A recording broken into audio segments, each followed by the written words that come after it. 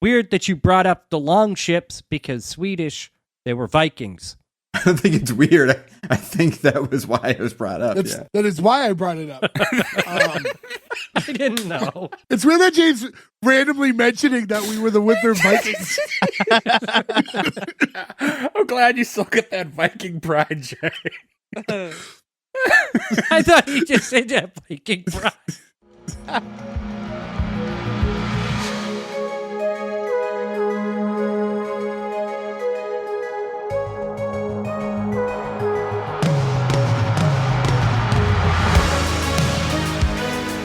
Welcome back, everyone, to S1E1, a show where each week we pick a different sitcom, watch just the first televised episode, and forgetting anything we might know about the future run of that show, rate it and decide if it's a show we want to greenlight or cancel.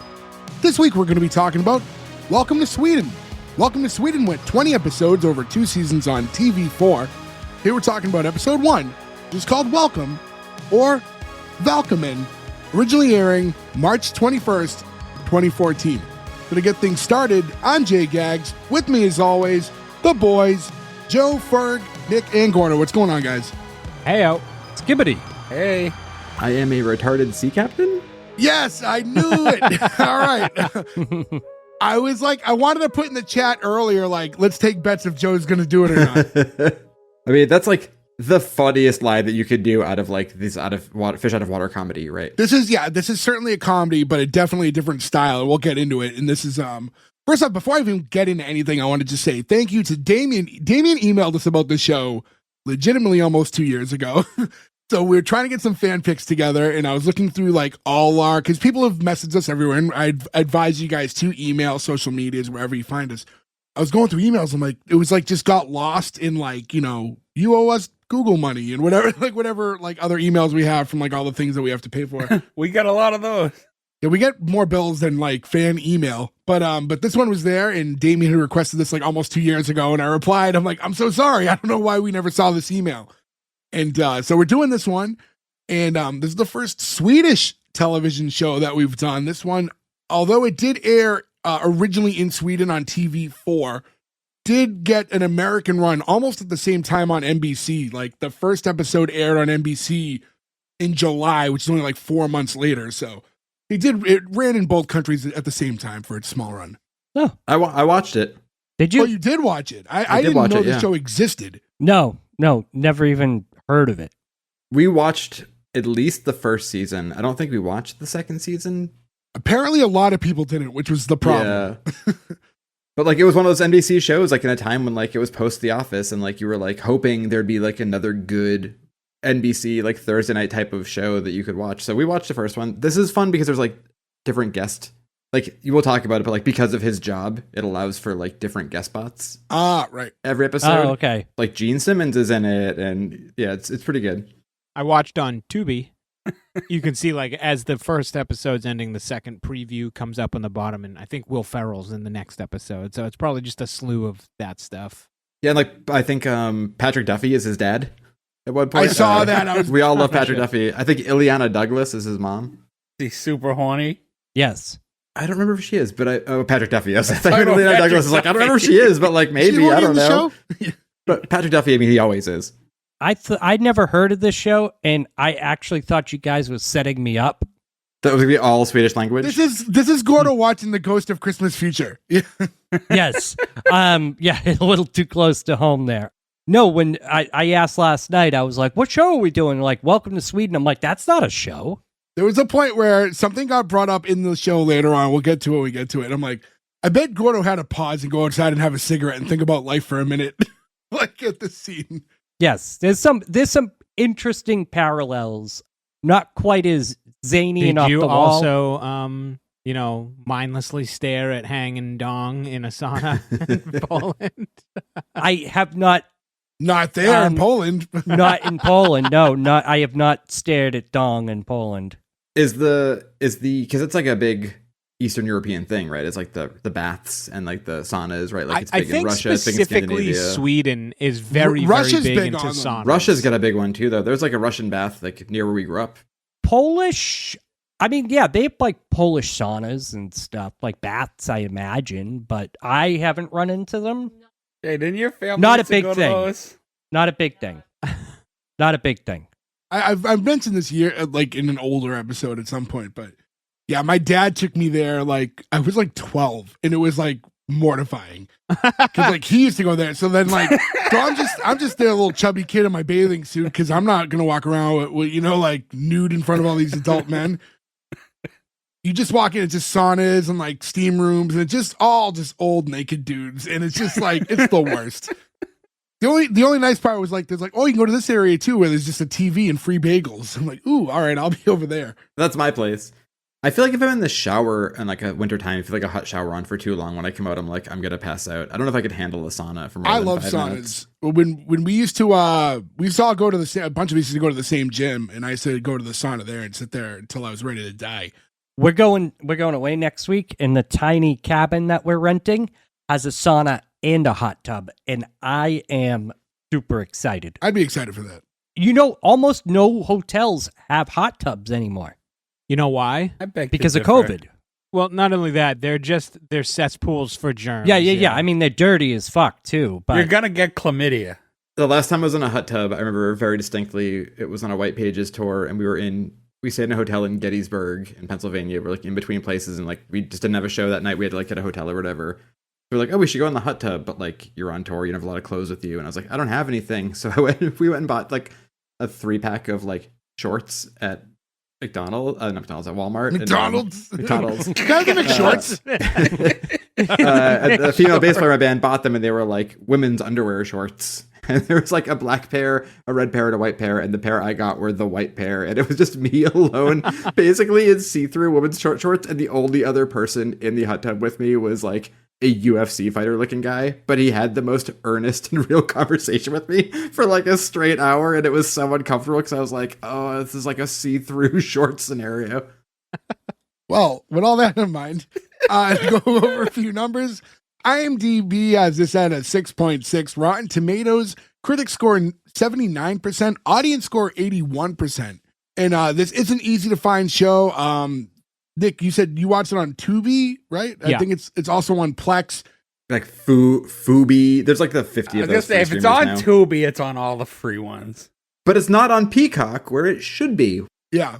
Surprisingly, only had like 2 commercials too. I thought it was going to be inundated with commercials, but it wasn't. Sometimes if you watch Tubi with like a 22-minute show, you're like, Jesus fucking Christ, there's a commercial every 3 minutes. Yeah, well, it's on Plex, and like you get like a really long one to start, and then you get a really long one in the middle, but that was it. So I'll take it. I wish they just front load them. Like play them all. Like give me like a 10-minute ad or something at the beginning, and then I can watch the show. Like They usually do for movies. Because like I think they understand that like that really takes you out of it. So they're like, look, you have to watch 8 minutes of commercials, but then you can watch fucking Copycat with Sigourney Weaver afterwards without a commercial, and you're like, that's fine. That was the last movie I watched on Tubi. That's why that came up. That's a random movie. It's the last one I watched. So it was in my brain. The other thing I want to mention too, just make sure you guys go to S1E1pod.com. That's where you can find all the places. If you have just finding us now and you want to follow us somewhere, that's where you can find all the links to that. Merch page, all our social media. So give us a follow. And like Damien, you could be suggesting a show. Yeah. So hit us up. With that in mind, yeah, we'll get into the show. Now, I will say before we even get into it, where this is a show that originally airs in Sweden, a lot of this is spoken in Swedish. A lot of it's not. This is a show you can easily watch, even without, like, Ferg, you watched it sans, the subtitles, and, like, you can get through it because it was, like, 80% in English, so it's not that tough to follow, but, on the streamers, you can see the captions with it. a different experience without it. I actually, I'm kind of interested where you didn't watch it, where you think those couple conversations went. I'm gonna tell you as we get along, but nothing that'll like shock you happens like out of English. But we'll get into it. Pretty simple. I mean, it's a slow paced show. I kind of feel like it's 22 minutes long, but it's not action packed for sure. It's definitely like a relaxed style. Shot beautifully though. It is shot beautifully because Swedes are just so fucking beautiful.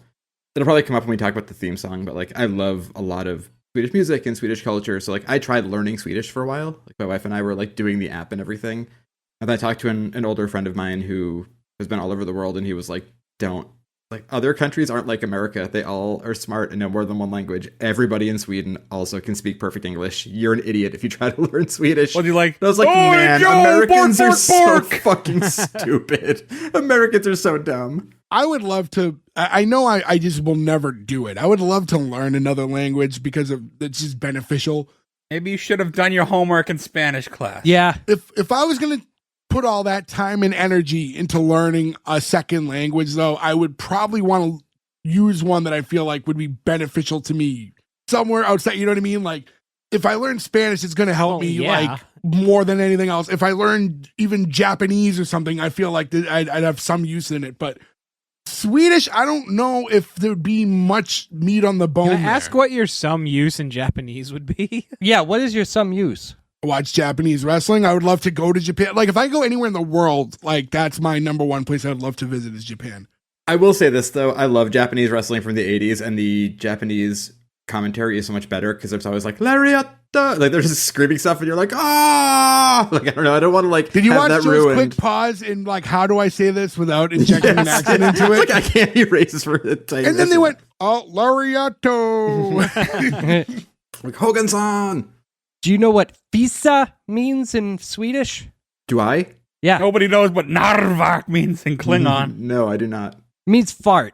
Oh, well, that makes sense. That probably was not in my Swedish course. Yeah, because why would anybody need to know that word? Do you know what hata means in Swedish? Poop? No, hata means hate, and that is the feeling I have towards you almost any time you fucking speak. Well, I love you, Wow. Gordo. You big jerk. so Gordon, my friend of 30 years, I fucking Fuck hate you. you. You know what? No. My last show. I'm going to Sweden. let's get into this episode. I want to say there's a lot to cover. I don't know if there's a lot to cover, but there's enough. Show starts. We see an exterior shot, skyscraper. We're in New York City to start off. Cut inside. We meet Bruce, who's like he's the main character of the show, and he's talking to Amy Poehler. By the way, Bruce is Greg Poehler, Amy Poehler's brother in real life, is the star of the show. Did Joe name him? I assumed they were married, but No, it's her brother. You could tell because of the same face. And he took her name? maybe she got his. Well, you don't know if that was her maiden name or not, Nick, in fairness. She's been around forever, and she's always been Maybe Amy they were Poehler. married forever. Yeah, she could have been in a long committed relationship. Yeah, okay. Well, either way, brother and sister, and I do think they look very strong family resemblance. It's probably stage name. It's not, why would you pick Poehler as a stage name? Maybe it's a family name, like an old family, like maiden So name. you think they're instead of using their family real name, they use the stage name, which is an alternate family name. Yeah. Well, you know how names always come, there's etymology to something, like their name years ago means delicious bubbly water beverage, and they've just gone with it for years and years since. Could have been Estevez. Regardless, Greg Poehler, star of the show, plays Bruce. He's talking to Amy Poehler, who we come to find out, it's not really like known in this scene, but we'll find out later, is playing herself.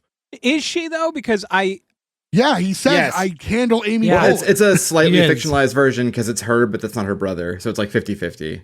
No, I know, but I thought she was playing another character still. No, because No. she's credited as Amy, and he specifically mentions that Amy Poehler was one of his clients. right. No, that makes sense now, yeah. So he's an accountant. So they're talking, and he basically calls her in because he wants to tell her that he's moving to Sweden. So he's going to have to quit, his job. But as this conversation's going on, she, before he even gets to tell her, fires him. Basically because he does such a good job that he makes her a ton of money. And because of all this money, she's going to have to find ways to invest it. And she has to pay taxes on it and all this stuff. She's playing, again, a fictionalized version of Amy Poehler, who basically fits nothing you would ever think of her, though. Like, she's like very dismissive. She's not Like paying snotty. attention to him. Yeah, she's playing like an evil version of what you would assume she's like in real life. My favorite in the litany of excuses here is that one of them is people will know she has the money. That's like the funniest, most realistic one, though. It's like winning the lottery. Like, you don't want anybody to know you have the fucking money. Well, she's famous, so you assume she has some money. I mean, I assume she's got way more money than we do, yeah. Why in the modern world would he need to quit his job? You can do everything electronically. Nah.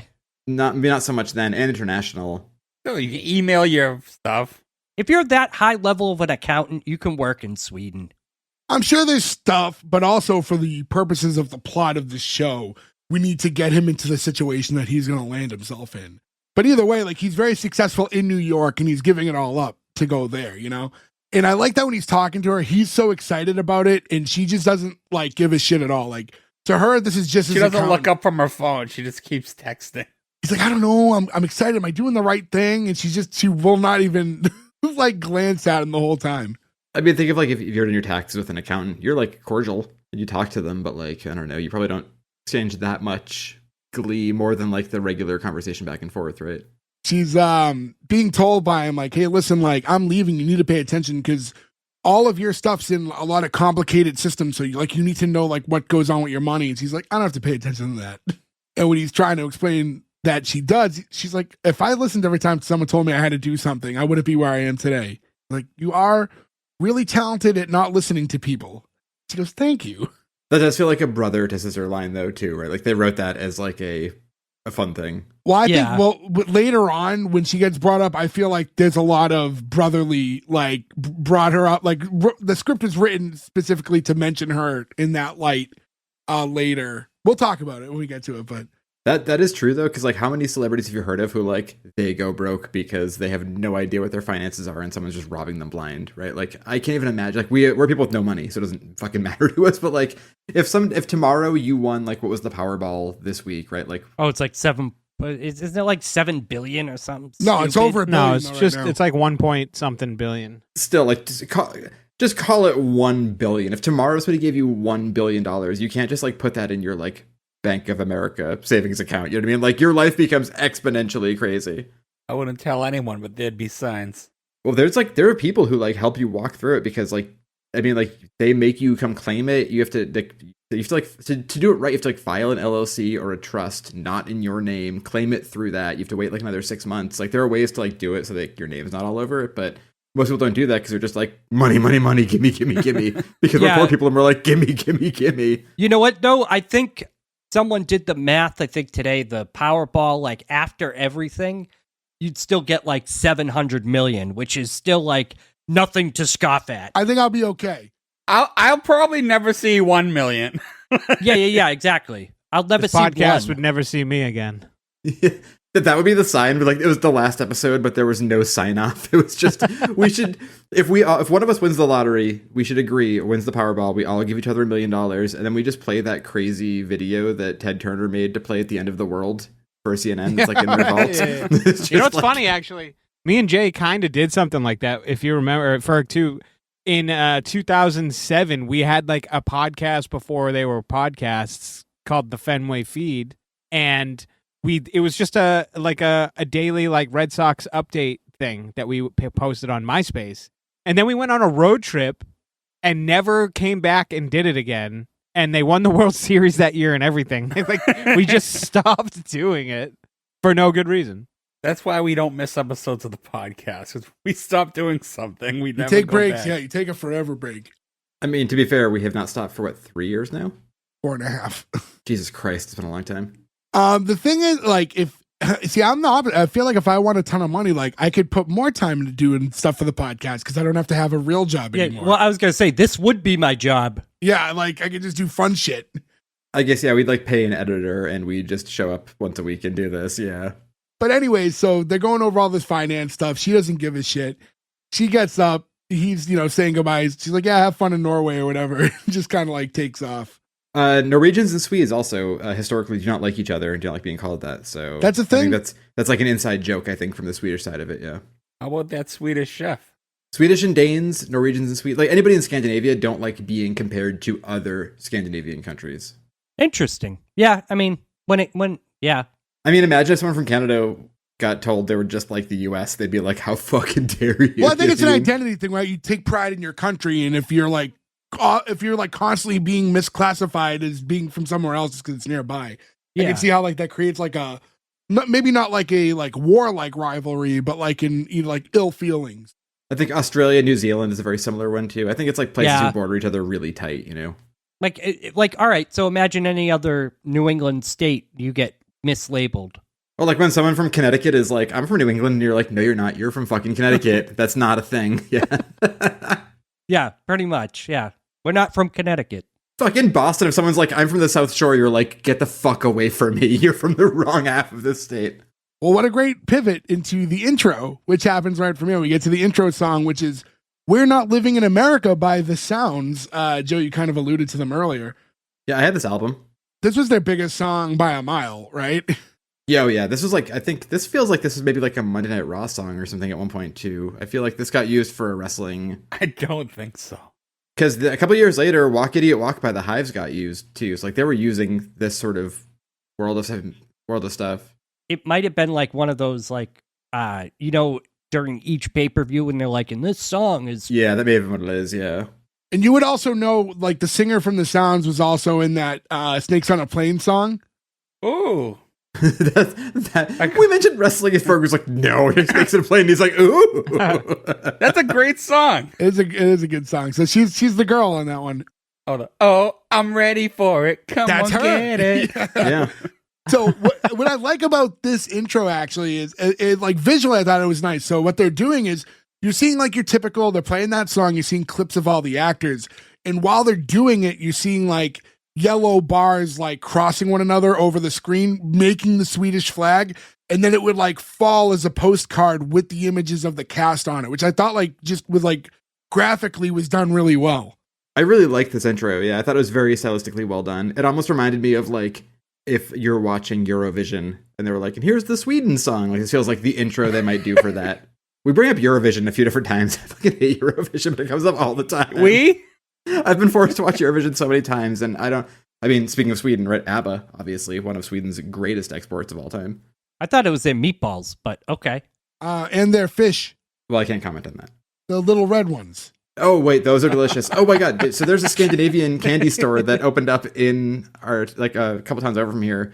Is it just called Scandi? Fuck me. I'm going to call them tomorrow and be like, guys, I know it's going to cost a lot of money to change your signs in your LLC, but quit drilling Nick Struck oil.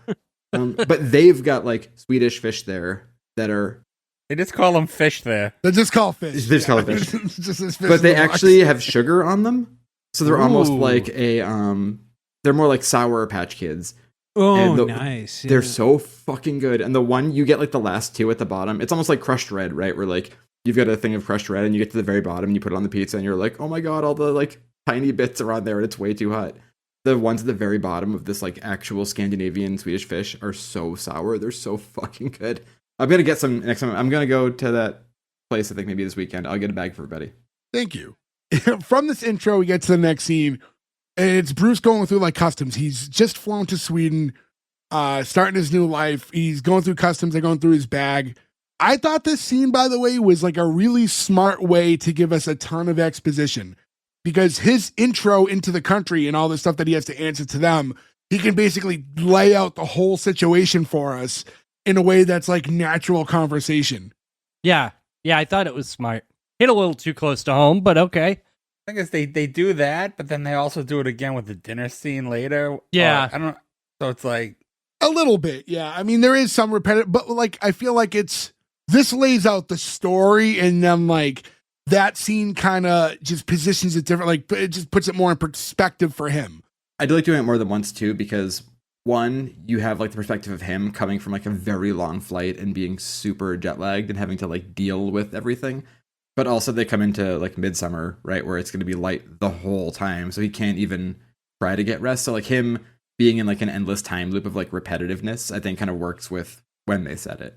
It's just like it's a good way to be able to explain a lot of this without like the classic, like when we're watching more like multicams and someone goes by and just like passively just says something for no reason other than to tell us something that's going on in the show. So he's sitting there across from him. The guy's asking him, hey, what's your business in Sweden? He's like, you can just put down love on the form. And he's like trying to laugh. He's like, no, actually, I'm here. I'm moving with my girlfriend. We lived in New York together. Now we're moving here. Well, where's she? Well, she came a few days earlier. She's about to pick me up. And when he asks occupation, he's like, well, I just, she got a job at this big bank in Sweden. No, what's yours? Well, I was an accountant for 10 years. I just quit to move here. All right, well, I'll just put down unemployed. That's a great fucking line because I think it kind of like strikes to the core of this dude too, where he's like, "Oh shit, I like gave up everything." And then like I felt so bad because like when he's going through the bag and he has the gift like that he got for her father, and he's just like opening the wrapping paper, but also like you have to understand that can happen when you're going through like just regular TSA. Like if anything's like wrapped like that, they love opening shit like that. I had something very similar happen to me. Can't they just scan it? They'll do it just to be dick sometimes. Yeah, sometimes they just do it to do it. They just pick you randomly, and that's that. I was going through Polish customs once, and they had pulled me aside, and they just only spoke Polish.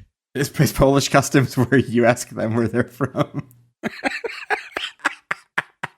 Yes. They only spoke Polish to me, but inside of my suitcase, because we have to bring gifts, it's traditional to bring gifts to your family over there. I had a chainsaw in it because my brother-in-law needed it in the mountains, and it's cheaper to purchase here. And the look on the customs guy's face when he looked and saw a chainsaw in my suitcase, he goes, it's the whole suitcase. And he's like, and then my wife comes up, my wife starts speaking Polish to him, and he goes, and what's in your suitcase? And he pulls out like an ice cream maker for his wife, for my sister-in-law.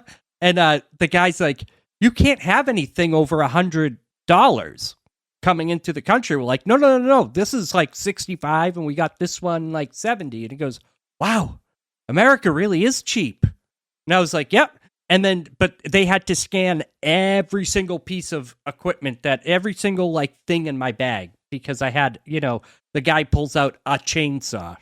The good thing you buy cheap dildos, otherwise they would have got confiscated. Oh, it's a good story. It's funny to think of having to travel with a chainsaw to fucking Poland. We always get some ridiculous request. It's funny in my head too. His chainsaw is just like perfectly wrapped in the shape of a chainsaw. Yes, because you can't take the box because it takes up too much space inside of your suitcase, because we're taking one suitcase overseas for the like entire 10, 12 days that we're there. The first thing too, though, you also have like a perfectly wrapped and full gas can next to it too. It's like, well, we imported you some genuine American gas to run it with. No, electric. It was electric. It ran on like. I figured for $60 it probably was, yeah. That stuff's good now. I have a bunch of the Ryobi stuff that's all electric, and it works pretty well. I think this is in Milwaukee. The other thing that happens in this exchange too is when he asks if he has any illegal substances, and he's trying to joke. He's like, "Oh no, I don't do drugs. I mean, I do smoke a little weed occasionally, but." And like the guy gives him like the fucking death stare. He's like, "That doesn't count, right?" He's like, "It does in Sweden." Like you forget, like every country, like I mean, within this own country, like the rules are different. State to state here, yeah. State to state. You can go. I can buy weed in almost every New England state except New Hampshire. Live free, baby. Yeah. Yeah, it's crazy. If we were driving to Joe, we could buy it here, smoke it where he is. But if we drove through New Hampshire and got pulled over, we could actually get technically you still can't take it over state lines, even legal to legal states. Even booze is like that too. Like we're not supposed to like get booze at like the New Hampshire liquor stores and drive it back. Never stopped us. But everybody does. This all ends. Guy gives him the welcome to Sweden as he lets him move on, and then we cut to Bruce is like heading out to the main area, like where his girlfriend Emma is waiting for him, like waves him down. They're talking, how much they missed each other, and they kiss, and she hands him like a champagne glass, like right there, like the baggage carousel area, basically. In the airport, yeah. And like they toast champagne. They have bars at airports.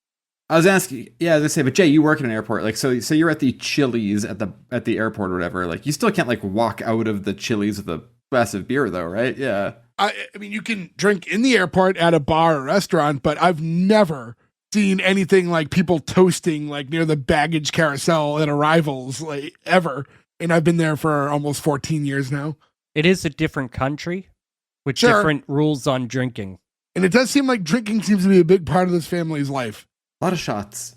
As is in most European families. It feels like, yeah, that's a big thing. More so than here. Shots here are more just like it's never, it's like, it's not as much celebratory as it's just like people being a fucking nightmare. So the two of them start driving, and he's like, he's spent. He said he's been up for almost 20 hours. Can't wait to take a nap. And that's when he finds out, or apparently just wasn't listening the first time around, but her place isn't available, or their place isn't really available for another 2 weeks. So they're staying with her parents for, the next couple weeks until their place is ready. So they have like a summer house or something like that. And, he's nervous now because he's going to spend all this time with the family. He's exhausted. He wasn't prepared to see him just yet. Like, oh, don't worry about it. They're super excited to meet you.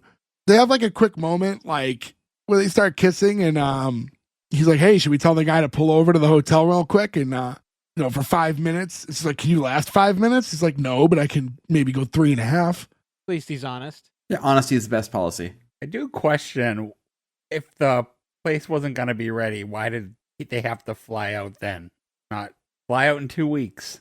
Probably for her job. Oh, yeah, I think her job started either way. Well, she could have been there. He could have waited. But who knows? I guess it depends on where it falls in the month too. Like maybe he needed to, maybe that's when his lease would have ended. So, there's always a bunch of stuff that can affect stuff like that. I thought it was weird right at this point, out of nowhere, he just goes, isn't it kind of funny that your dad's name is Burger? And just, what is it pronounced? Like Barrier? Yeah. It's like beer. It's like beer. Your king. Yeah, Barrier. Barrier. Beer. Your. Yeah. But it was that's not something that would just come up now. Like that, he would have said that at some point, knowing her before. It's just to me, it just felt really out of nowhere. I didn't go and watch any of his stand-up, but it seems to me that the stand-up routine. This dude started doing stand-up when he moved to Sweden, and they wrote the show around it. And I'm assuming all of his stand-up was based around things like that, where it's like, I'm American in Sweden, and this is what I see. And I feel like that's probably most of what the jokes are about, and that's why they're in the episode like this. Yeah, because Greg Poehler did legitimately move to Sweden. I think he still lives there too. Does he still? Was legitimately, with a Swedish woman. So yeah, I think they have 3 kids and still live in Stockholm. So I think he that's it took.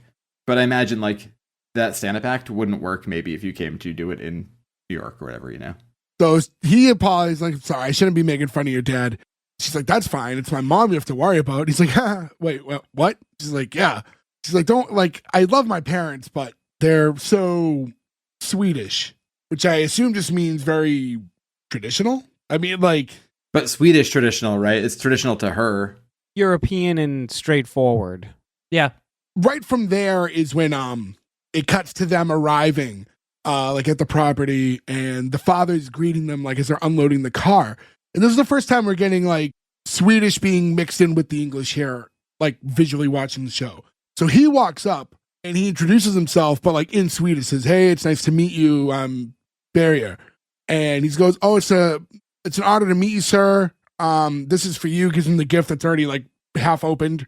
And he looks at his daughter, and in Swedish, he's like, do you want me to throw this away? She's like, no, Dad, it's a present. Well, this is the first one. I had no idea why he was upset. Me too.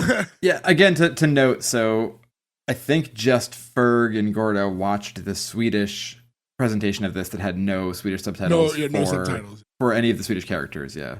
Yep. And meanwhile, Bruce is like, I'm sorry, I don't speak Swedish. I don't know what you're... And he's saying to his daughter, I can't believe he hasn't learned a single word of Swedish. You've lived together for a year? And she's going, Dad, we lived in the U.S. You know they don't speak Swedish in the U.S., right? He's like, I guess not. And the 3 start walking. Okay, that makes sense. Yep. Yeah. And Bruce looks forward and goes, oh, no. Is there a problem? I'm just not really good with boats. And he goes, no, that's all right. I'm a retarded sea captain. And you can see him try to not laugh. And he looks over at Emma. And he goes, he means retired sea captain, right? And she goes, nope, he means retarded. And you're immediately on board with this dad character. He's playing, it's a very good, father-in-law character. Yeah. And this guy, he's famous for a show. Obviously, we haven't seen it, but apparently the show that he's famous for, the show called Lori, is a very popular show that ran for 6 or 7 years in Sweden. That's all about offensive humor. So him saying this tracks to that sort of thing. Oh, that was a very politically incorrect, offensive TV show. So this feels like that's where they grabbed him from, and this is why they're doing that sort of joke. Is there an English dub? I don't know. I should look. Yeah, I don't know if it would work. I mean, sometimes things subtitled with comedy subtitled usually doesn't work. It's tougher, yeah. Yeah, but I mean, it'd be worth watching. I guess give it a shot. we cut and we see them all like going along the sea. This is like what, the Baltic Sea? I would love to You're have an giving answer us for you. way too much credit right now, Jay. Again, for all my love of Sweden, And I even have then, though, no like, idea the maybe answer there. not though. It might just be like a lake or something. 'cause I they're probably thought not it was just going a country to lake. country. Yeah, Yeah, I It thought it feels was like a they're lake. just on a lake, like yeah, a small yeah, it lake. might just be like within their property. Well, either way, they're on the water and then they're going, and he's getting like violently seasick. And it's not like a little motor speedboat like it. Well, I think it was motorized, but it looked like almost like it was a really long like in school. Our high school, we were the Vikings, so they used to have a longship program. Was like one of the like superlative type classes that you could take in our school. I don't know if any of you, I never took it. Did you guys? You took longship? I didn't take it, but I did give a guest lecture about the death of Baldur. Oh, Yeah. as a student, you gave a guest lecture? No. As a full blown adult. I was gonna say you weren't in our high school long enough to be in that program or give a speech. But I did. Also, when did you become a full-blown adult? Also, great point. Did you like just like watch the History Channel and then like call the school and be like, "Hey, I just learned all this shit. If you want me to tell the kids about it." I was Skibbity. All I can imagine though, it's like that scene. It's like that scene in The Waterboy.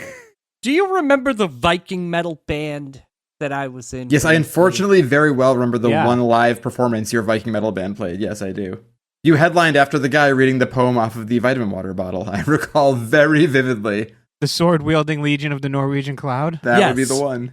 That would be the one. And I was God. asking I was asking our old history teacher about intricacies about the death of Baldur, and he said, "Hey, would you like to come in? I'd love to hang out and chat with you about this." And then he said, "Hey, do you want to speak to the class about what you know about like Norse mythology and stuff like that?" So I gave a little speech about Norse mythology, the death of Baldur and the beginning of Ragnarok. All I can think of is it's like that scene in The Waterboy with LT when they have Bobby Boucher talking to the kids, and at the end he goes, "Don't do crack." Gordon, so is your second book going to be based on your notes from this? Can you do a Norwegian folklore book now? No? Well, then that as we was traveled not- the seas, the Loch Ness monster popped up with a giant dog dick. Yeah. We didn't know horny cryptids were in this ocean. Why would the Loch Ness monster have a dog dick? Why does Bigfoot have a dog dick? Because he's hairy and humanoid. Dogs' dicks are not hairy. Hey, Gordo, so are gorillas. Do they have dog dicks? Probably because it's hair. They're No. covered in hair. Probably because it's hair. When you die, I will outlive you just to make sure I can put that on your tombstone. Here lies Michael Gordon. Probably it's hair. So are you insinuating that there might be a dog dick in Joe's chest? I have a very hairy chest. Just to let anyone know listening, by the way, Joe sent us a picture recently where he didn't have a shirt on. And Joe's like the least hairy of all of us, like in appearance. But somehow all his body hair is centralized just in his chest. And it was like alarming how hairy his chest was. He looks like Austin Powers. I've known him for 30 years. I did not see it coming and it like spooked me. I'd also like to just make a caveat here that I sent you that picture because I had to get surgery and had to shave patches of my chest. No, off to put the, it like, came things with on. "Hey boys." Just sending you guys nudes. I've been doing it for years, but for once I decided to not wear a shirt while I was doing it. It's just a bunch of Winnie the Pooh pictures of me with my dick out and a t-shirt. That's Ferg's thing. Ferg likes the Donald Duck in the house. Donald ducking right now. Yeah, you never know. So, anyways, But yeah, so weird that you brought up the long ships because Swedish, they were Vikings. well, that's why I thought there was a tie there because the boat looks like those boats. Yeah, I don't think it's weird. I think that was why it was brought up. that's Yeah. that is why I brought it up. So they're on this boat. I didn't know. You thought it was a coincidence. You're like, oh, speaking of boats. Welcome to S1E1 Maritime Podcast. Let me hit you guys with this little tidbit. It's weird that James randomly mentioning that we were the Winter Vikings. I'm glad you still get that Viking pride, Jay. I thought he just said that Viking pride. Funny you should mention that. What a weird coincidence. So, anyways, they're on the boat. Bruce is getting violently ill, and like you just hear him like coughing and gagging the whole time. May you deal with seasick or anything?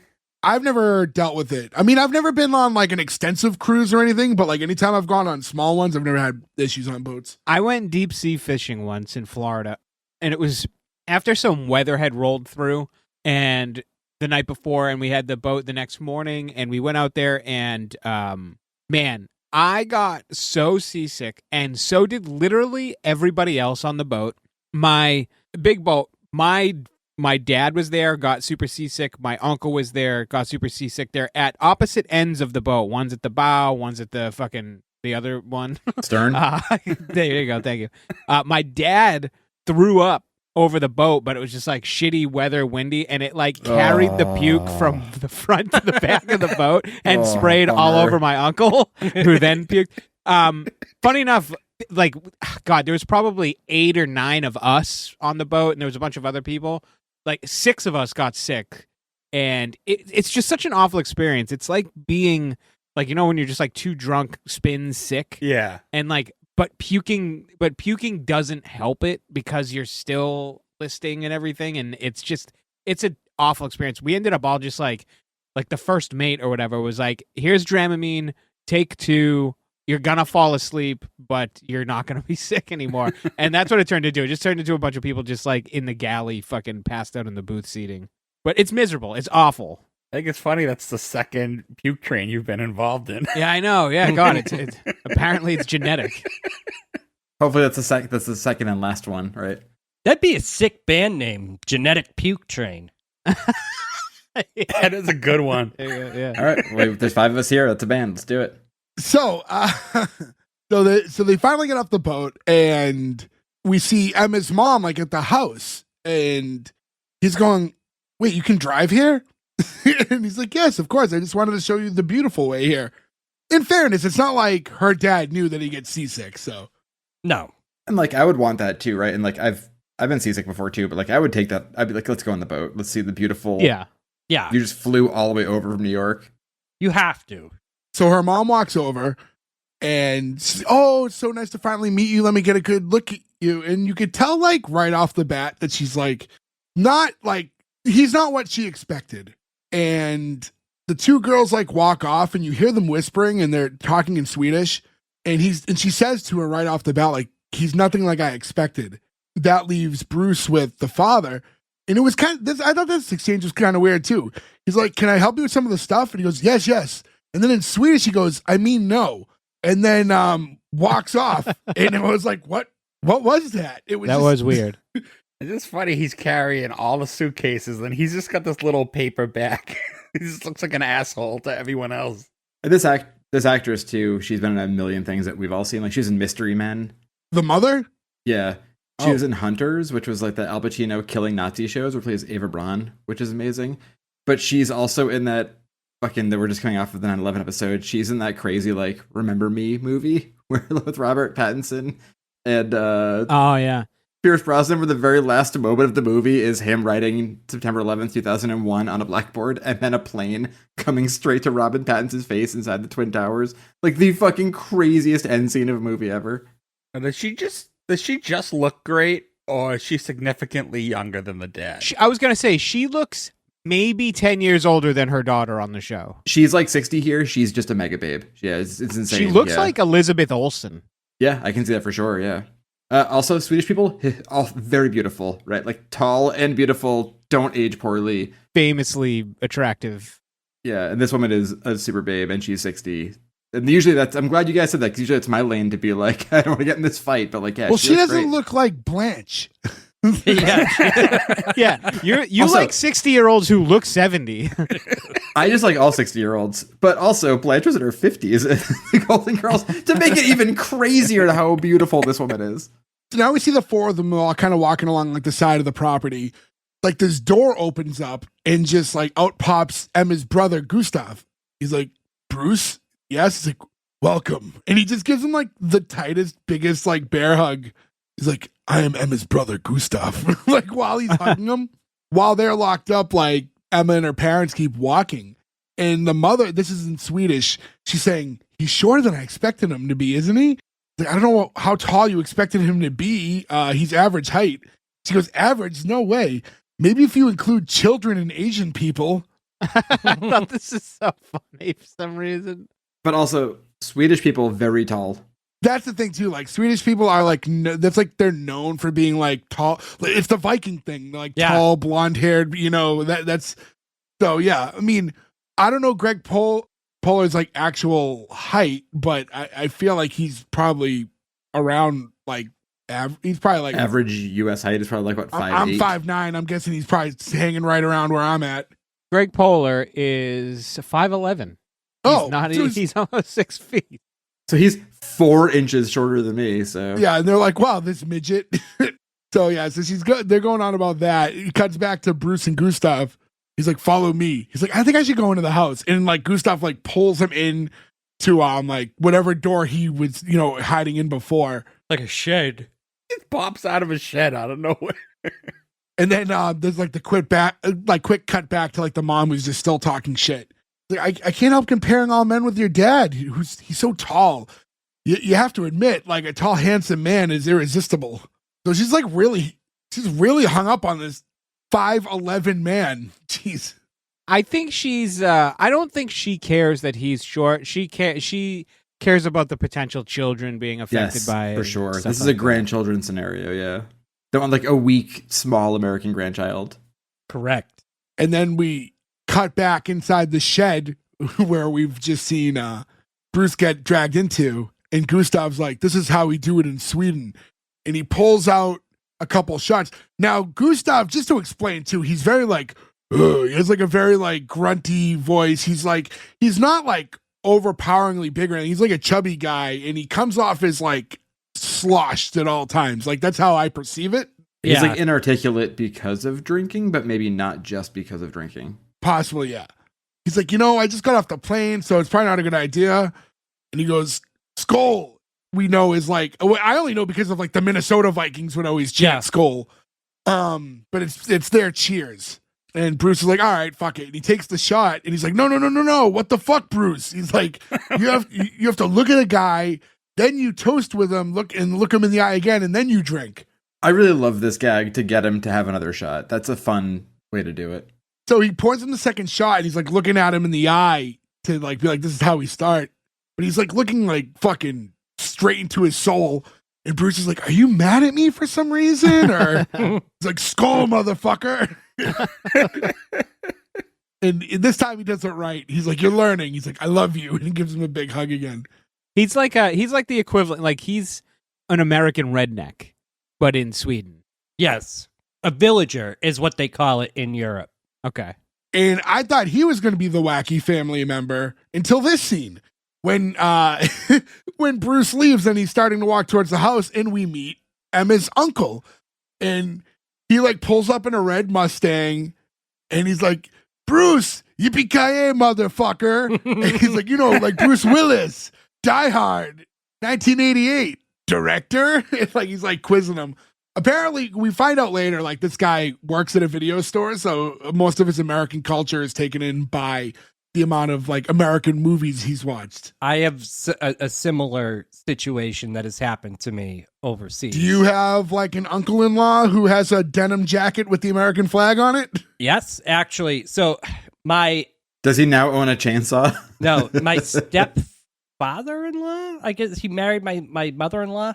He's really into American blues and American rock music. Okay. So he speaks very little English, but we will have the conversations of, he'll be like, AC/DC? And then give me a thumbs up, and I'm like, yeah. And he goes, what about, he'll name like, blues artists and stuff. And I'm like, oh, yeah. And he's like, you like Leonard Skinner? And I'm like, yes.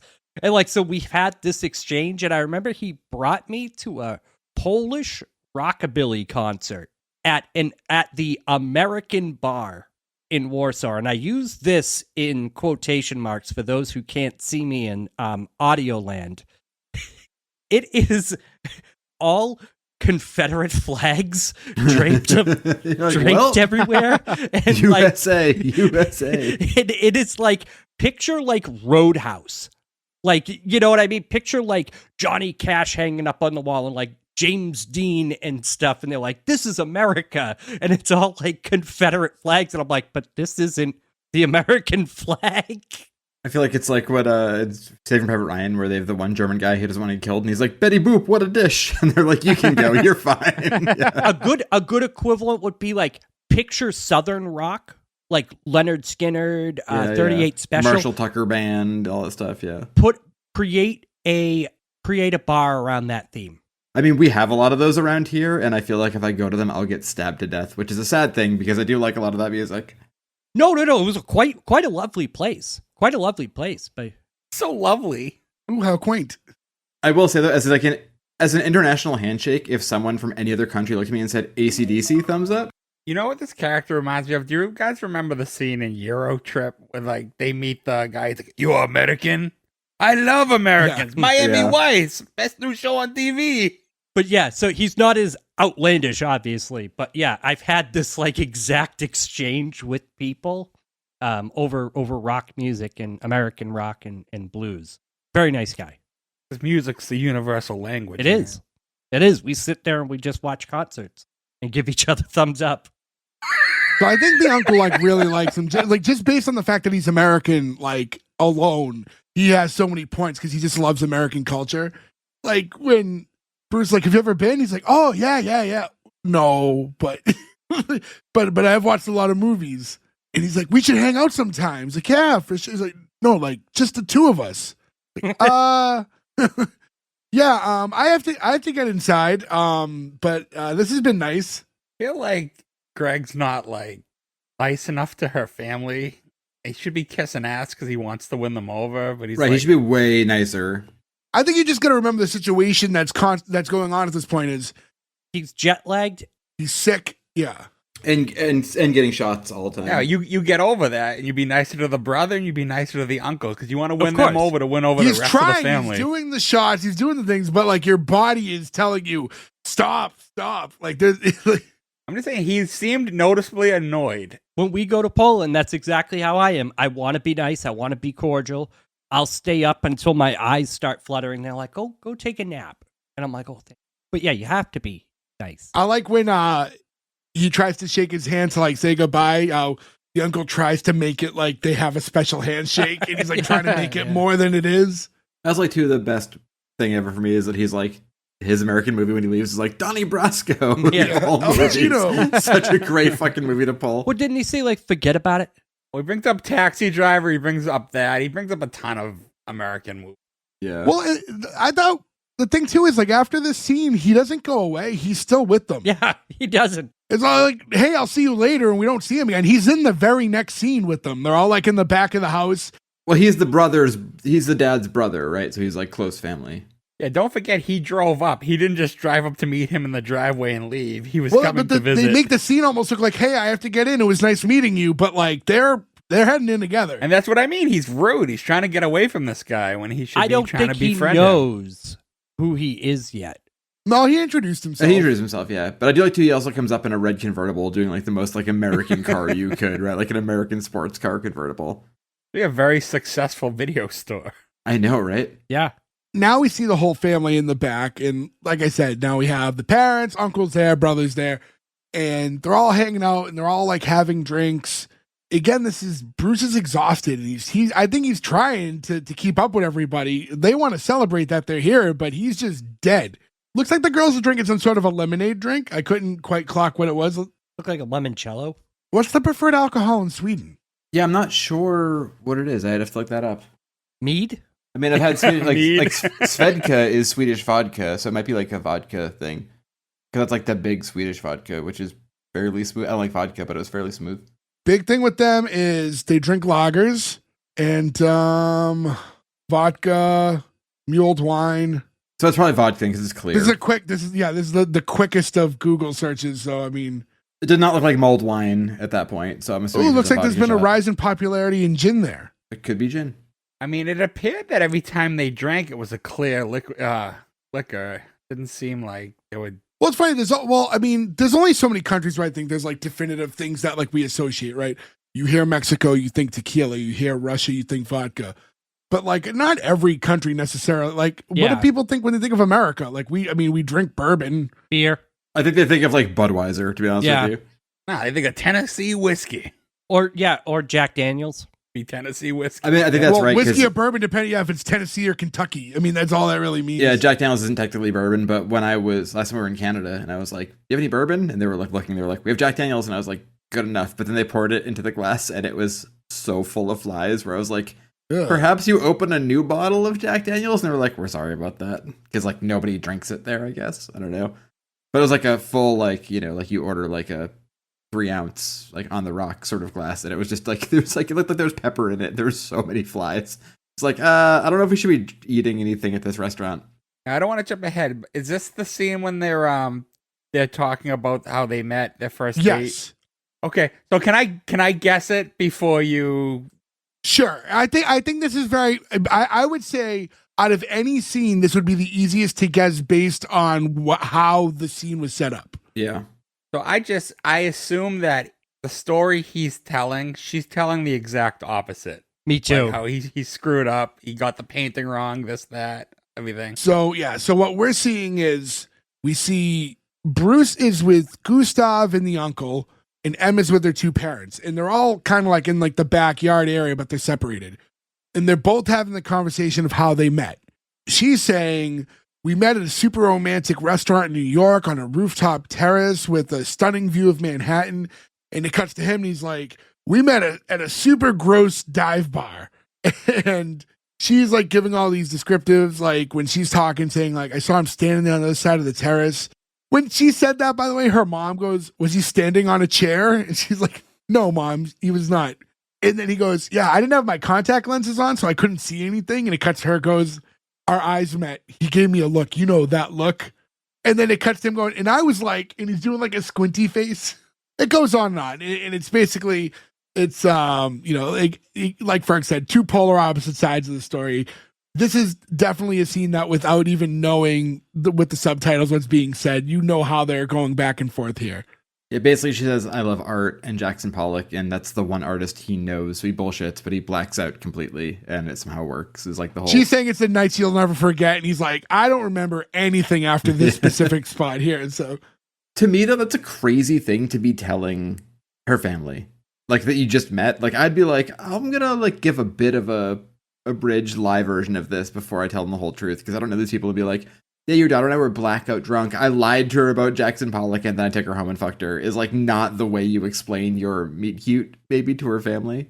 we cut to a little bit later on, and you just see Bruce like alone inside the house sitting on a couch. And that's when her father walks in, and he goes to sit right next to him, and it looks like he's gonna say something to him, and he never does.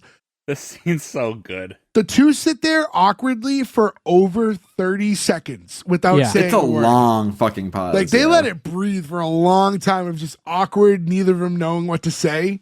And then finally it gets cut with Bruce going, "It's a nice house." He goes, "Yes, nice house." And Emma walks in and pretty much saves the moment and goes, "Hey, can I talk to you for a second?" He's like, "Yep," and like runs out. I love this though, because it shows the dad's trying to be sweet and just doesn't know how to do it. Doesn't know what to do. Yeah. Yeah, like that's like it's a very sweet moment for the father-in-law. Plus, he's got a language barrier. Can I talk to you for a second? It's quieter over there. But then she just puts him to bed. Well, I think she did that to rescue him. She knows how tired he is, and she's trying to get him to finally get to take a nap or something.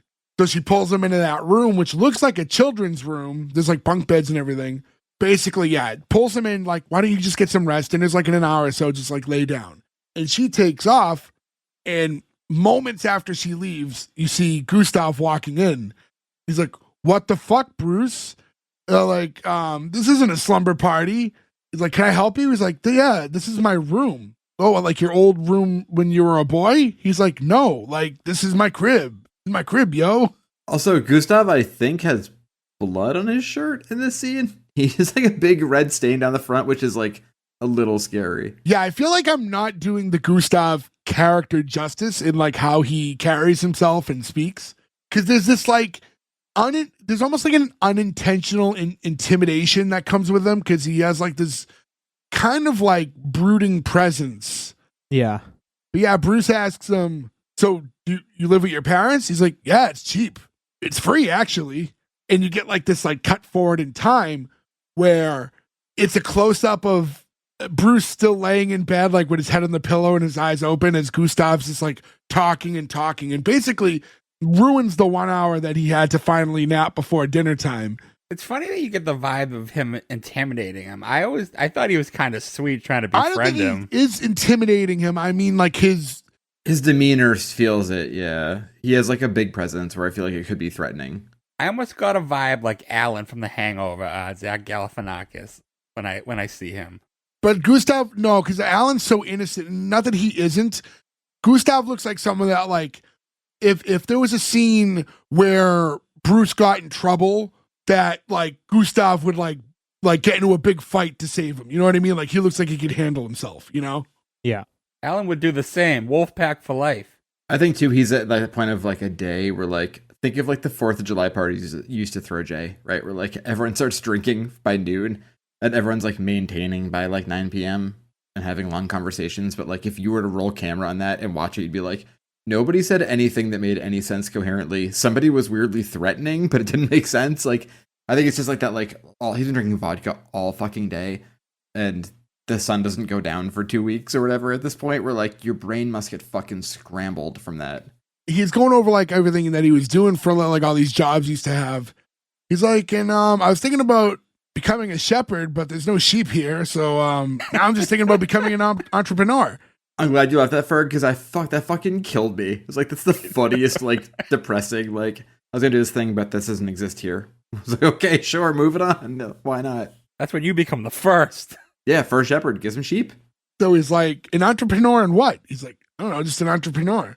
He's like, and then Gustav goes, how about a taco bus? Taco bus.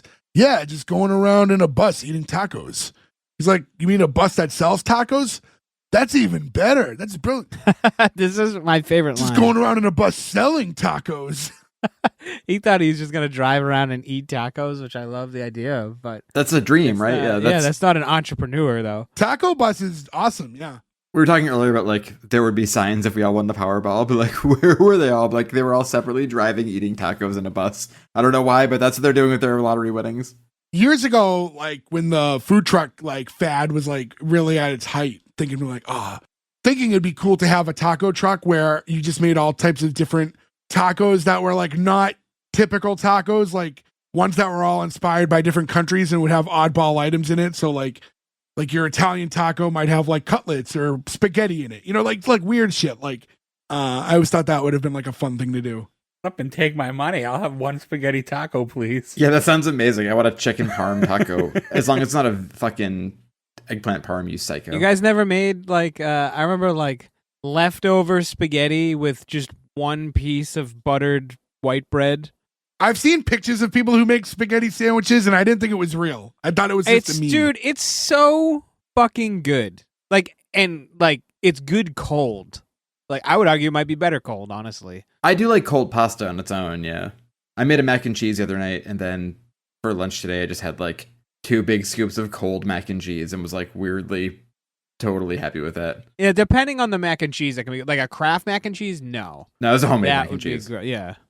Jay's mom used to make the fucking best mac and cheese. You know what's funny?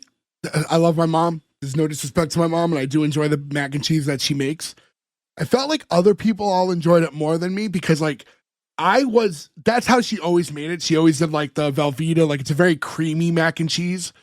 And then when I started going to other places who did, like, the baked mac and cheese with, like, panko on it, I was like, this is amazing. Like, this is like, I hate breadcrumbs on my mac and cheese. I don't hate it. I think it's really good, but my family recipe is definitely a breadcrumb baked mac and cheese, yeah. If I make a mac and cheese, that's how I do it.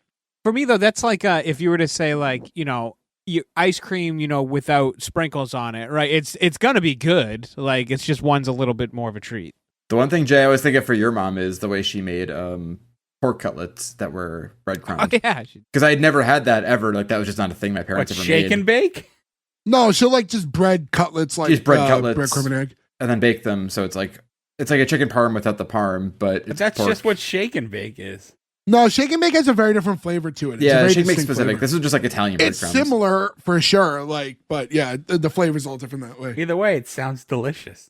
We've had as we've had our Parm Wars conversations, the argument stands. I mean, if you breadcrumb something, fry it, and my mom doesn't put cheese and sauce on the pork chops; it's just breaded. But And my wife does that now too, and I would say like, "Oh, it's like when Jay's mom makes it." Like it's to this day, you're fucking 40 years old. You're like, "Oh, just like when Jay's mom makes it." But yeah, no, I was like an adult when I finally had like baked mac and cheese with panko on it. I'm like, what is this version? This is crazy. So right at this point, actually, is when Emma walks up and says, "Hey, dinner's ready." And we cut to the whole family, and they're outside, and they're singing some song in Swedish, and they all have like birthday party hats on. I don't know if it was someone's birthday or if they're just celebrating, and I think it's part of the like midsummer celebration. they're all singing. And then Bruce keeps like trying to talk and be like, "Oh, like this reminds me of a song," and then they like continue on with the song. So the song finally ends, and Emma's mom's like, "So who is Bruce? Like, who's the man behind the mask?" He's like, "Well, all right, I don't know how much Emma has told you, but," and then like it gets like cut off of this really. Were they eating oysters? Was that what they were eating? No, crawfish. Crawfish. Was it crawfish? Okay. Yeah, he mentions it earlier. I missed that too, and I asked my wife, and I was like, "Are they eating lobster claws?" I like, just couldn't tell. You suck crawfish? Yeah, I think you suck them out of the shell. Yeah, when we went to when me and Ferg went to New Orleans like 12 years ago, that was like the one thing that's like native to that area I didn't do. I did a lot of like catfish, po' boys, and gator, but I didn't do any crawfish. So I'm a weird lobster eater. I'm in like a very strange minority of people who He just eats the crunchy parts. I only eat the shell. His teeth are so fucking bad. Lobster Nick has chips, I dentures. call them. It's Yeah, a what's all bloody this mess. mushy stuff? I only like claw meat, like the big claw. Like I don't love the tail meat. It's a texture thing. I don't think it tastes as good, but I do like claw meat. I've never had crawfish, but it's essentially all tail, but it's smaller. Does it taste like the claw meat? I don't know, because if it is, I mean, From would what like I that. heard, crawfish tastes like whatever it's cooked in. So they'll cook in like a big broth instead of like how you cook like lobster in just like a pot of water. Yeah, usually it feels like there's like lemons and stuff, and like you in like a big, like a huge. Yeah, sauce I'm sure, and I'm pot, sure yeah. if like in New Orleans, if they're doing like some sort of occasion thing, like I'd like it. But to me, like I love lobster, but like lobster is like, even if you eat the claw and the tail, like even that's work, and then like the legs a whole other thing. It just seems like so much work for not enough food, and that's like why it doesn't seem like, who knows? Like I haven't eaten one. That's so. what makes me think that it tastes really good. Like to work for something like that, like To go I'm through trying all to the think of, trouble, like, yeah. I'm trying to think of like the equivalent. It would be something like I see your point, Nick, but I'll give you tenders versus wings. I feel like Sure, the tenders yeah. taste the same as the wings, but you have way more work with a tender, with a ring rather. more work necessarily. I mean, I guess even a lobster doesn't yield a lot of meat technically, right? Like when you break down how much No. meat you're getting out of a lobster, it's not that much. Just for legal checks and purposes, checks and balances rather, I want to just make it known that Joe's thoughts on wings versus tenders does not reflect that of all of us on S1E1. Actually, I agree with Jay, but a better example is the drumsticks versus the flats. Yes. Yeah. Drumsticks nice and easy to eat, but the flats are fucking all that work, and it tastes exactly the same. No, I No, the love flats are better. Doesn't it? Tastes the same. No. I would love to see you tell the difference, because I guarantee you wouldn't. Peel the meat off of both of them and eat them. There's no chance you can No, tell but I the don't think difference. that flats are more work. That's the thing too. That they're not more work. It's not about more work. You get a better, meatier bite out of the drumstick, though. You got to work around two bones and in between them for a flat, whereas a drumstick, you just got the one bone in the middle and you can, like, corn on the cob it, and it's easier. You ever see people do like that? Like they push down on it and they do like the lollipop method on the. Yeah, have you ever tried it? It doesn't work as well as it always seems to You got to work cook for them the them. right way. I don't know why, but it makes me feel very uncomfortable to watch someone do that. Like not in a sexual way, just like in a gross way where I'm like, oh, my tummy turns when I see someone do that. Oh, my tummy. Ew, yucky! Joe just gets boners every time he watches people eat wings. Fuck, he deep throated that wing. I have to get a tender to make it better again. What the hell is even that? Daddy, chill. Bruce starts telling his story. He's like, well, I grew up in Ohio and then I lived in New York for the past 10 years and I was an accountant. And Emma's like, celebrity accountant. They went, ooh, celebrities. And then the uncle's like, ooh, like any actors? Anyone like I know? He's like, I know every actor. He's like, tell me anybody. I'll know them. He goes, Amy Poehler was a big client of mine. He goes, no, never heard of her. So I felt like that was the little like nudge at his sister. Like, I know every actor. He's like, oh, I had Amy Poehler. Who? Like, so. There's also a joke, I feel like, too, about being like a TV actor versus a film actor. Sure, she's done movies. But at this point, she's done Wet Hot American Summer. No, but I get the vibe that his video store just has all old movies. Yeah, it does sound like he's very locked into older movies for sure. He has just every movie I have. It's Yeah, like, this guy's exactly. my best friend. Yeah. I mean, the fact that a video store is still open there shows how in the past it is. Like, We have like a tiny library in our house, and it's basically just a video store. There's like 1,000 VHS tapes in there. When he mentions Amy Poehler, the father's like, we had a weatherman named Poolman. It's like, that's not even the same thing. stupid joke. It made me laugh so hard. He's very funny. I imagine this joke is so much funnier to Swedish people too, because of like knowing his history. Like that's a tough thing with things like this, where like we have actors like that, where like everything they say is funny because you just know them as funny, but like it doesn't translate to us if we don't know who that person is. They're saying, well, did you make a lot of money doing that job, like as a celebrity accountant? Like, I actually made a lot of money, but you know, I left all that behind and now I'm here. Like, you quit? Yeah. What did your celebrity clients say? He's like, oh, they're pretty upset about it, actually. And you get the flashback to Amy in the office with him, like, you know what's really great for me? I was going to fire you, but since you quit, you know, this is all excellent.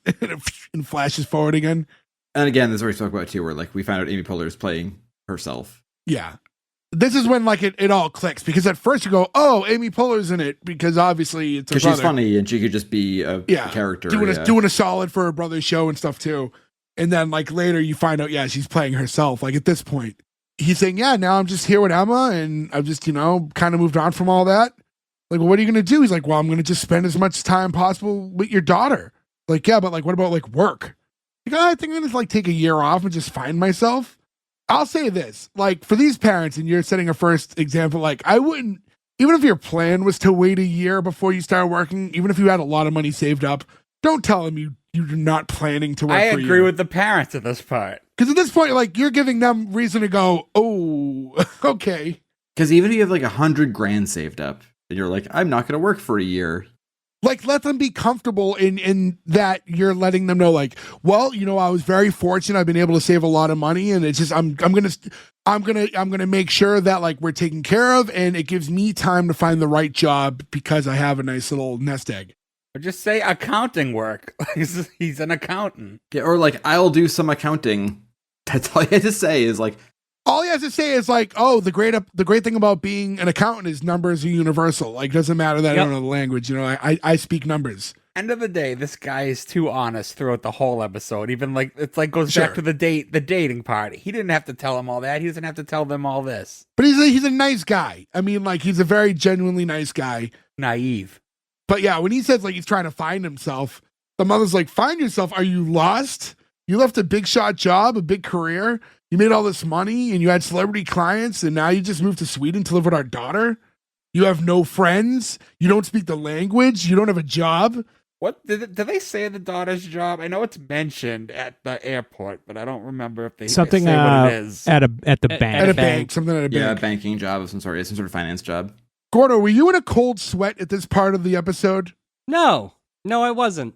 He would have to have been watching the show for that. Yeah. He's like, I didn't catch this part of the episode. No, why would I be in a cold sweat? I didn't quit my job. Well, you've discussed that there's always a potential that you could end up over there. I'm already married. Yes, That's but not a she's job. saying you don't have a job, you don't have friends, and you don't speak the language, and that all would apply. I mean, that's also true. Yeah. The exact thing she said. I have a plan, okay? I have a plan. Gordo got a job at the nuclear reactor at Chernobyl. He's gonna be fine. There's no problems there. Ukraine, not Poland. Gordo's gonna be an entrepreneur. It's fine. Yes. No, I have a couple of ideas. Hot dog carts, exotic food, exotic street food over there. Do they have parm there? Maybe not. I would say over hot dog. I was gonna sell hot dog palm now. Way to Chicken go. parm restaurant. Now you're making money. I mean, but Italy is there, so, you know. In that Well, I mean, like, region. yeah, but that's like saying that, like, California's here. You still have to take a long plane ride to get there. Or I was going to give historical tours. I would say, without you saying anything else, maybe put that idea in the back pocket and to do that. I don't think that's going to work well for you. You want to go to a country that's not your native country and then teach people that from that country about their country? In a language they don't speak. Nope. Teach American tourists. So lie to them. What, as you all walk around. three of them? Yeah. It's more than you think. Yeah, Elvis Presley was there at one point. Yeah, Tom Jones over here. Yeah, anyway, this is the oldest toilet in the world. It's like the worst tour of all time. This is where Baldur died. Just This is the birthplace of borscht. The worst of all the soups. This is when the uncle cuts in. Like, I don't know if he did it just to cut the tension, but he's like, time to hit the sauna. And then you just get this totally unnecessary shot of all the guys naked jumping into the lake. I wouldn't say unnecessary. I agree. Yeah, I think it's necessary to, pave the way for the. Yeah, next it scene. shows what they're doing. In the sauna, you go, okay, I get why they're all naked in a sauna together. plunge. Yeah, you get cold, then hot, and then you get cold again after. You get sick. So now we get everyone's like in the sauna together. And they all have big Viking dicks. They've got nothing to be. So here's the thing. This is not a joke. This whole scene, I'm wondering, are we gonna see dicks? Because I don't know. Every country's different on like what's cool and what's not. I'm like, I don't know what they show on Swedish television.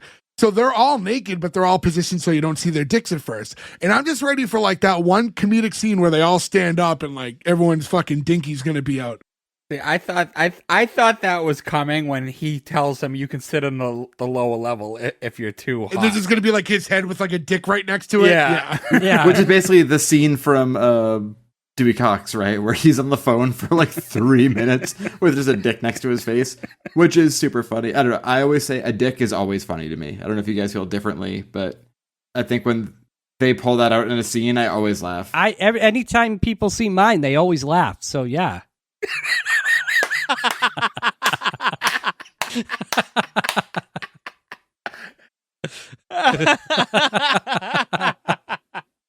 So anyway, so they're in the sauna now and no dicks. They have butts though. But Bruce does have a towel on. And Gustav goes, no, Bruce, no towel in here. And he's like, oh, and he like stands up and he slowly takes the towel off only to reveal that he has a bathing suit on anyways. Which Gustav didn't have a problem with, which is weird, right? No, they all dirty look them. They just don't say anything. Yeah. They're judging, yeah. And the father's like, hey, if it's too hot for you, you can move down on the lower bench. It's like, yeah, maybe I'll just do that for like a minute. Keep in mind now, this guy has been up for like 24 straight hours. He's gotten like no rest. He just ate. He's been drinking nonstop. And now he's in a sauna. It's like they're trying to kill him. Yeah. They don't realize it. But yeah, this guy is being tortured. This past week, my daughter got sick at like 10 p.m. We had to go to the emergency room, and we were there. Luckily, everything's fine. But we were there till 5 in the morning. So I had gone, 23 hours awake with no sleep, and I could not fucking function. And I had no alcohol at that point. I can't even imagine adding shots into that. We always say the same thing because Jay notoriously will function. If you want to call it functioning, off of 3 hours of sleep. I genuinely feel sick when I'm that sleep deprived. Like I don't feel good. Yeah. Like I never mind like going to work or having to do like we've all had to do shit like that before, and it's physically painful. Like I don't know how you could do it so often. I'll say it is one thing when you're in a rhythm, like when it becomes normal, not that it's healthier, but when your body is adjusted to whatever your schedule is, at some point it becomes normal. Whether or not obviously if you sleep more, you will feel better. But there was a point in time, like especially like when like I work less hours now than when we first started the show. But like in those hours, like I was doing, 60 plus hours every single week, and I'd do all this stuff for the show, and I'd still try to be sociable and do all these things. So I would sleep like 3-hour nights, but like I did it every single night, and like it's just normal. Now I could do it as a one-off, but like if I did it every night for like unless I got used to it again, it would be a struggle. Like everything gets tougher with age too. That Yeah. too. The Yeah, older that for we sure. get, the more I need my sleep.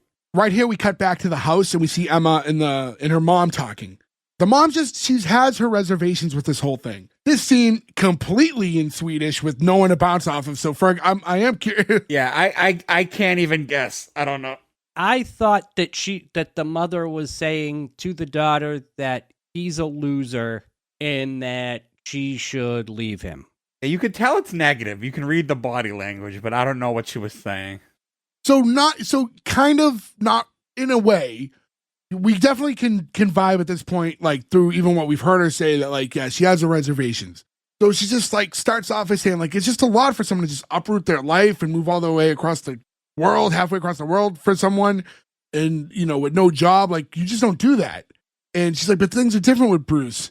At this point, she hands her daughter like a few plates to put away. So Emma puts them on like the shelf, like in like their little hutch where they normally put them. She runs, like the mom legit runs back over and goes, you know what? Like, let's put him down here instead. Puts him on the bottom shelf. Like, but we always put him up here. She's like, yeah, well, let's just leave him down here so Bruce can reach them too. It was such a dig. And it's like, again, especially now that I know he's 5'11", it's like the top of this regular He's giving size me hutch. a complex. That's my height. Yeah, he's taller than everyone on here, right? But when she moves the plates, like it's one thing when she's making digs at him for his height before, she has legit concerns about his heights where she actually is moving these plates to the bottom because she thinks he can't reach them. Like this is like legit. She's saying, Emma, I do this for a living all day. This is my profession. I figure people out and I diagnose them. Like when I see you two together, I just feel like, no. She's like, that's your professional opinion as a therapist? She's like, it's my personal professional opinion as a therapist and a mother.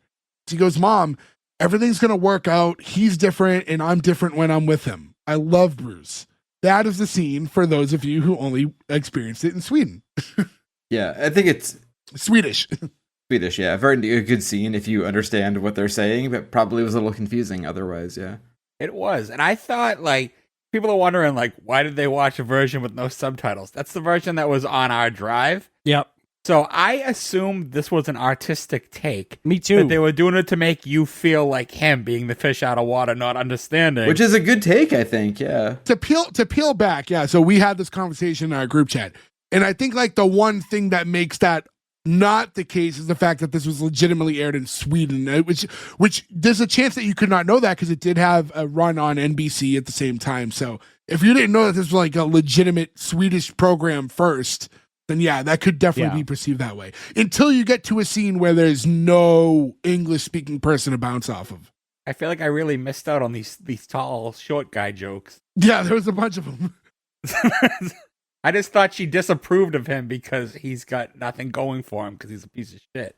So now we cut back to the sauna, and the father stands up. By the way, I've been saying the father and mother a lot to completely avoid butchering their names. The father. Oh, Mr. McAllister? So he stands up, and he, like, faces Bruce, who, mind you, is sitting on the lower level. So now he's, like, dick to face. And he's a tall man, so his dick Yeah. is straight to face level. And his ass is directly in our faces, the audience. So, yeah, so we're just getting butt. And he's going, Bruce, I'm a man. I am not a speaker. In English, not at all. We are so glad to have Emma home. You know, she hasn't had a boyfriend for more than 2 weeks, maybe. So we hope that you'll last longer. Welcome to our family. Welcome to Sweden. And as soon as he says that, Bruce passes out. And he goes in Swedish, oh boy, crap. I love this juxtaposition, though. He's being so sweet, and then, like...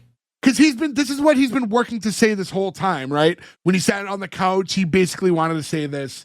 And he finally works up the nerve, and when he does, it's, dick in his face.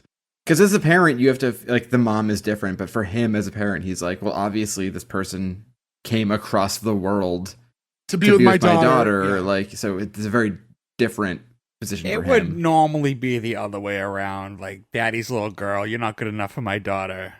Yeah. I mean, it's always one of the parents, right? So I kind of like it this way. I wonder though, because this is based on a real story, if that's how it was for him, right? Like it was just kind of weirdly different. Now we cut back to the girls, and Emma's again just kind of saying like, yeah, things are going to be fine. And she goes, what the hell's going on? And she looks out the window and you see the guys dragging Bruce and like kind of just leaving him on the ground, passed out. And she runs over and she's like, what's going on? They go, this is in Swedish. And they're like, right, what is going on? Must have been the heat. And she tries to like wake him up to see if he's okay. Hey, real quick, did anybody else get a big movie vibe? We've all seen this movie. I know we have. This exact scenario is essentially what happens in Fools Rush In. Remember when he gets drunk and they go hunting and like he ends up falling in like a cactus and they all have to like carry him back home? Oh yeah, I haven't When they're watched that in shooting so the long. rattlesnake. That's a high school movie I've not thought about in a long time. Yeah. But like same scenario almost to the T. So they're saying to her, like, I just think he can't handle his liquor. She's like, what's wrong with you? He's been up for 24 hours and you make him drink hard liquor in a sauna? And she goes, and why is he wearing shorts? And they go, that's what we were wondering. And you cut to later on, he's better now. And it's the last scene. It's like Bruce and Emma, they're sitting on the dock. It's like, well, that went pretty well. So, well, this is only day one, so I can't wait to see what happens next. And he asks, like, is it nighttime right now? Or she's like, yes, this is as dark as it gets. And he goes, hey, is it true that you've never had a boyfriend for more than 2 weeks before me? She says, no. He's like, well, maybe that's something I should have known. And then in Swedish, she says, I love you. And he says, I love you too in English. And she goes, oh, so you do know some Swedish. He's like, well, I know that one. I think it's a sweet way to end it. Yeah. And the two kiss and they both say like, we'll be okay, right? Yeah, we'll be fine. And then like a song plays into the credits. It's very, it wasn't mentioned much, but this obviously is a single cam. Ferg mentioned earlier. It's shot very nice. It's shot very cinematically. So yeah, and it even has like a more movie ending where sitting on the dock, fade to black with regular credits. Like doesn't even end really like a traditional sitcom would. So this 2-week boyfriend thing, is that she gets sick of guys, or is it that the family drives guys away? I don't know. I don't know. Maybe a little of both. Yeah. So this is the first time she seems serious to like maybe she was wild. Yeah, we don't know. Apparently neither does he. But yeah, well that's the thing. Like it's not addressed here. So yeah, maybe we'll find out in the future like what causes that. But to her credit, I'll say like when he's like, maybe you should have told me that, but like, nope. Do you ever want to like kill a relationship? Start dating somebody and be like, tell me about every relationship you had before you met me. That is the worst thing you could absolutely ever fucking do. Hey, real quick, yeah, before we go out to dinner, how many guys have you slept with before we met? Right. Yes, but they've been living together for a year. That's different than being on a first date. And Yeah, saying, you would think it would they- something like that would come up naturally. I think you're smarter to never bring it up, honestly. I said naturally. I didn't say you bring it up. I could see after a year it coming up like, I've never actually had a long-term relationship before. Like that's not crazy. No. Yeah. It doesn't mean by default you're fucking around. So it could mean like we've been saying, we don't even know what that really means. Like what caused that? Try not to suck any dick on your way through the parking lot. 37? He doesn't seem to know anything about her. Like he just found out her dad's name, and he didn't know how much that she's never dated anyone that long. Or like everything he's just finding out. What did they talk about for this year-long relationship? No, he knew the dad's name. They made it sound like he just found it out. No, he was just talking about how it was a funny name. It's funny that was like Burger. This is what it's a TV show, you know what I mean? Like as much as it's shot like a movie, it's not over. It fades out like it's a movie, so there's future episodes to potentially find things out. But I think it's funny because I think maybe because of the way it's shot and the way it feels a little different from a lot of other shows we've covered, maybe we do feel like we should know more at this point because we just watched the movie vibe where we only watched 20 minutes of a TV show. I think Nick's comparison to Fools Rush In, and I was just said that one scene, this whole thing's like Fools Rush In, minus Yeah, the baby. I guess it kind of is, yeah. I guess so. Only the baby is Sweden. I have the DVD, and I know Joe has DVD players all over his house next time we hang out. If you'd like to rewatch Fools Rush In and bring your DVD over, I will 1,000% watch that with you guys. We can do that. You know, Joe, I was surprised to see for somebody who watches so much TV how small your living room TV is. Ooh, TV shaming. Ooh. I'm not shaming because I mean maybe you watch more in the bedroom. No, I can explain that actually. So because of the way our living room is set up and there's an old chimney on one side, we can only have the TV in a certain place. Yeah, you're kind of forced to corner it. Yeah. You were forced to a corner. So now that TVs don't have a pedestal anymore, they have 2 feet. We had a much bigger TV, and then our TV died. We had to buy a new one, but they don't make them with the pedestal anymore. So you have to actually have one that will fit in a corner where the feet will fit on a corner. You could mount it. Yeah, you can mount it. I guess I could mount it to the middle through a corner though. I don't know. I felt like They make corner mounts. I actually have one here. It works pretty well actually. Could do it. Well, we can discuss this all at a later time because we are at the end now, and might as well close this out. There's not a lot of. I tried reading up some facts on the show. There's not a ton. Obviously, it was filmed in Sweden, and we talked about some of Greg's like real life kind of mirrors some of the show, and so it didn't have a long run. The first season did okay. It was on NBC. I didn't notice it, but it was there, and it's season 2. I guess for whatever reason, maybe they didn't do a good job advertising when the second season came out. But I guess there was a hard drop in the ratings from season 1 to season 2. Season 1 wasn't like a juggernaut to begin with. And they canceled it pretty soon into the second season. So at that time, I think there was like 6 episodes that were filmed and weren't even aired at the time. one last thing I'd like to bring up just because I'm interested. And Ferg, I assume maybe you have, but has anybody seen the movie Midsummer or Midsommar? No, I'm aware of. The horror movie? Yeah. Yeah. If anybody hasn't seen it, I love that movie. I saw that movie knowing absolutely nothing about it. That's the best way to see it. Yeah, if any of you guys haven't seen it, I would highly recommend watching it, but don't look up anything about it because that is a really fun experience with no knowledge of that movie. We saw it in the theater. My wife was just like, there's a cool new movie. Do you want to go see it? On like a Saturday. I was like, sure, why not? And having no knowledge of that movie, which this whole episode takes place in Midsummer, where there's like all the light and the party, that's why they're drinking and everything. I would highly suggest it. I think it was I still like it. I've watched it a few times since then. I think it's a really good movie. But watching it with no knowledge of it, there were some scenes you'd be like, what the fuck am I watching? And it's a... You said it's a horror movie? Yeah. More like a thriller? It's weird because it's a horror movie, but it's also more like a suspense movie. Right. And more just like you're just going like, what the fuck the whole time. But it throws a lot of loops at you. You have no idea what's going on. But I'd say it's worth watching for sure. It's probably easy to find, I'm sure, streaming somewhere. Well, with all that in mind, to close out this episode, might as well get into the green light or cancel. So we'll go in a reverse order. Gordo, I'll start with you this time. I think I'm going to greenlight it. Wasn't the worst thing I saw. It was a little slow, but I did like the characters.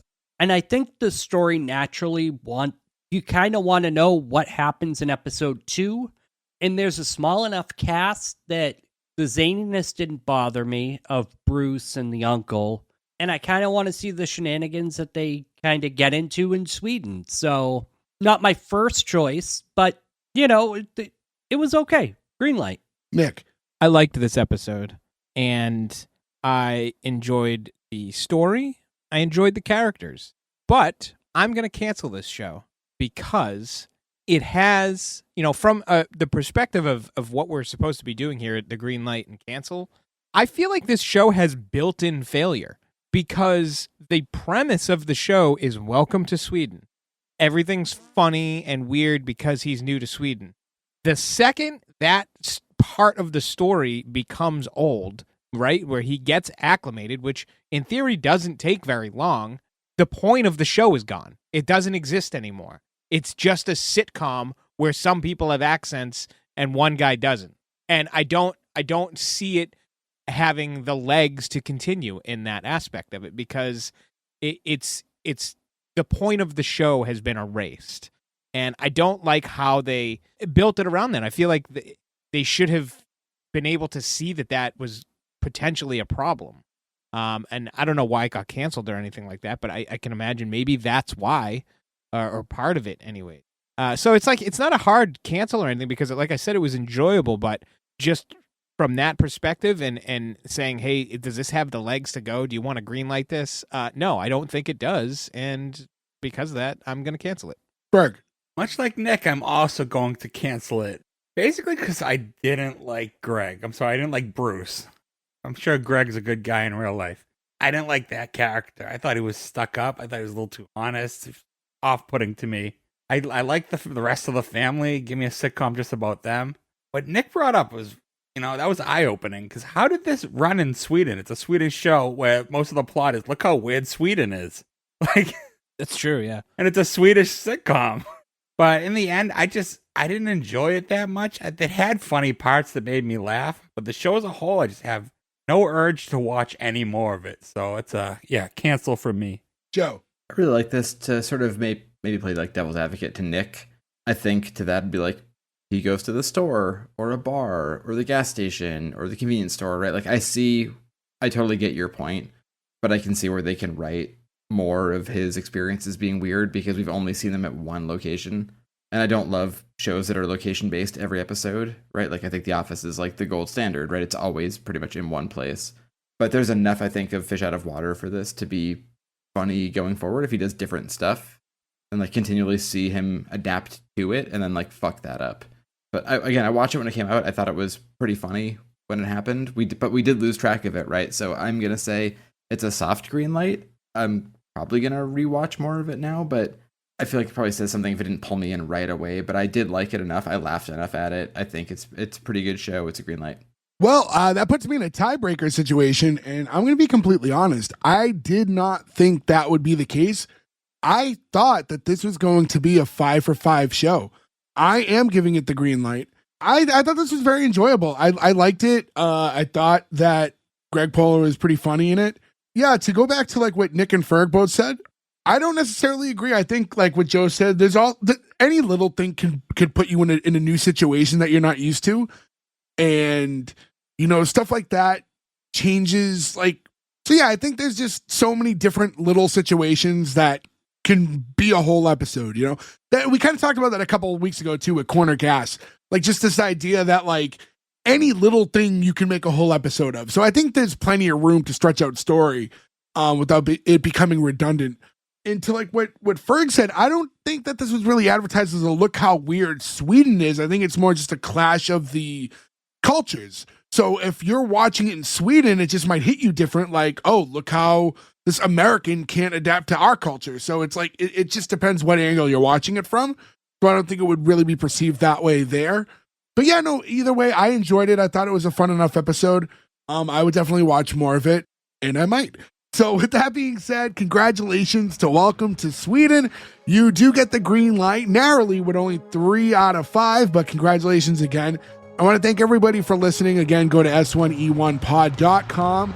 That's where you can find all the links everywhere you can contact us, social media, merch, follow us, rate, review, subscribe, all the things. Just like, this was a fan pick, you too can email us and maybe 2 years later we'll find the email and do the show. But, nonetheless, here we are. So again, I want to thank Damien for the suggestion and to any of you who want to do the same. But until then, we'll catch you again next week with another new episode. Thank you. Goodbye. Maybe you got the best Baltic Sea?